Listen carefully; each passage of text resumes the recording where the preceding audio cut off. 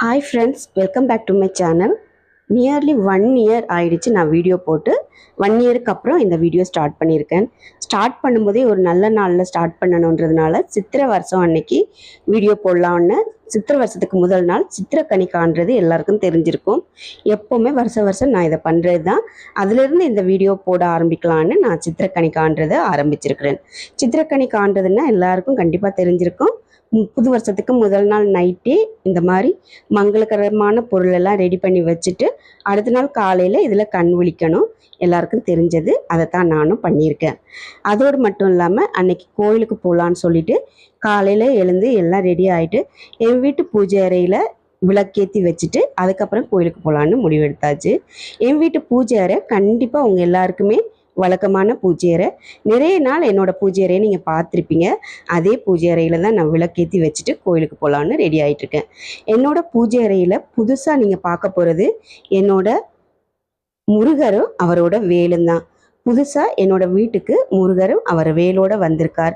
வந்தது மட்டும் இல்லாமல் எனக்கு நிறைய நல்ல விஷயங்களை செய்து கொண்டே இருக்கிறாரு. சின்னதாக நிறைய நல்ல விஷயங்கள் என் வாழ்க்கையில் நடந்துகிட்டே இருக்குது. அதனால் எனக்கு ரொம்ப ரொம்ப முருகனை பிடிக்கும்.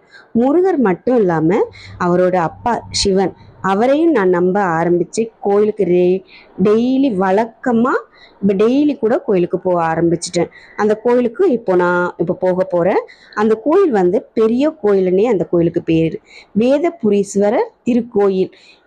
ரொம்ப பிரபலமான அந்த கோயில். அதுக்கு தான் நான் இப்போ போக போகிறேன். ரொம்ப வரலாற்று சிறப்புமிக்க கோயில். திருஞான சம்பந்தர் வந்து ஆண் பணியை பெண் பணியாக மாற்றிய அந்த கோயில் தான் எங்கள் ஊரில் இருக்குது. அந்த கோயிலுக்கு நான் இப்போ ரெகுலராக வர ஆரம்பிச்சிட்டேன்.